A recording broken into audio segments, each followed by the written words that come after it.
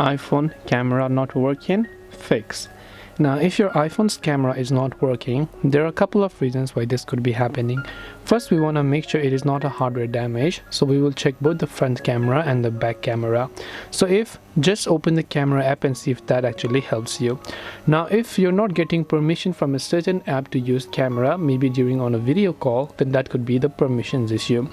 But if your camera itself is not working on the native camera app here, there are a couple of things we can do. We can simply go to settings first, and we can go to general. From general, you can try to check if you have any sort of software updates available, and just make sure to update it to the latest version. Sometimes it could just be a software glitch that is going to get solved.